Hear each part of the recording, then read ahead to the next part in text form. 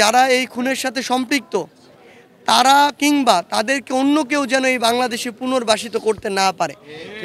যদি পারে, আমি আপনাদেরকে বলে যাই, এই শহীদ পরিবার কিংবা এই আমার রক্তাক্ত আহত যোদ্ধাদের রক্তের সাথে শুধু বেইমানি না, বরং আমার এই শহীদ পরিবার এবং যারা আহত যোদ্ধা রয়েছেন তাদেরকে আবার নতুন করে এসে তাদেরকে, যারা এখনো বেঁচে আছেন, তাদেরকে মারার পরিকল্পনা করবে ওই খুনিরা।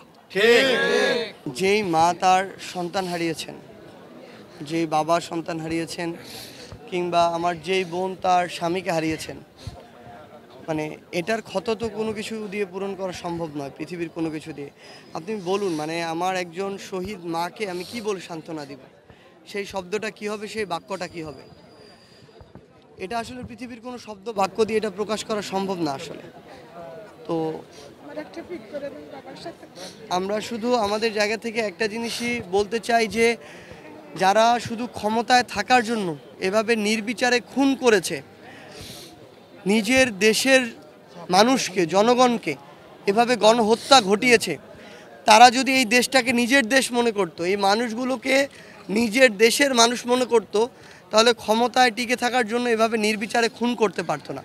এটা কোনোদিন সম্ভবই হতো না। আমরা চাই এই খুনিদের যেন বিচার হয় এই বাংলাদেশে। যদি না হয়, এই মাকে আমি কিভাবে মানে সান্ত্বনা দিব? অন্তত আমি তো যদি বিচার হয় এই সান্ত্বনাটুকু দিতে পারবো যে যারা আমার ভাইকে খুন করেছে তাদের আমরা হত্যার এই খুনের বিচারের ব্যবস্থা করতে পেরেছি, তারাও তাদের উপযুক্ত শাস্তি পেয়েছে। এটা বলার যেন আমাদের মুখ থাকে, এই জন্য আমাদের এই হত্যাকাণ্ডগুলোর বিচার করতে হবে।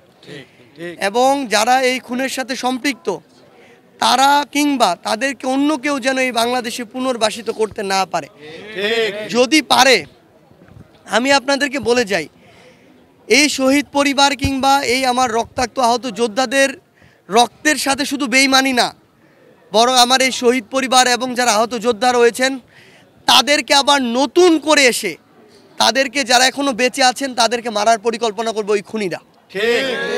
কারণ ওই খুনিরা এই বীরদেরকে ভয় পেত বলেই তাদের বুকে বুলেট চালাতে পেরেছে, তাদের মাথায় বুলেট চালাতে পেরেছে। আমার এখানে অনেক নবজাতক ভাই বোন রয়েছে যাদের জন্মের পূর্বে, যারা মায়ের গর্ভে ছিল, সেই অবস্থায় তাদেরকে খুন করা হয়েছে। তারা পৃথিবীতে আসার পর তাদের বাবার যে চেহারাটা, সেই চেহারাটা দেখে নাই। তো এই খুনিদের যতদিন না বিচার হচ্ছে, ততদিন আমরা আমাদের জায়গা থেকে যা করা দরকার, যেভাবে করা দরকার, আমরা আমাদের জায়গা থেকে করব। আর আমরা আমাদের শহীদ পরিবারের পাশে, আমাদের আহত যোদ্ধাদের পাশে। আমাদের এখন গুছিয়ে নিতে একটু সময় লাগছে, আমরা আমাদের সীমাবদ্ধতা স্বীকার করতে কোনো সমস্যা নেই, কিন্তু জাস্ট আমাদের প্রসেসটা ভেরিফিকেশন শেষ হলে গুছিয়ে নিলেই তাদের জন্য আজীবন, তারা যতদিন আছে, যেভাবে সহযোগিতা করা দরকার আমরা আমাদের ফাউন্ডেশন থেকে, জুলাই শহীদ স্মৃতি ফাউন্ডেশন বলি, বৈষম্য বিরোধী ছাত্র আন্দোলন বলি, আমাদের পক্ষ থেকে আমরা সর্বোচ্চ চেষ্টা করব তাদেরকে সহযোগিতা করার জন্য।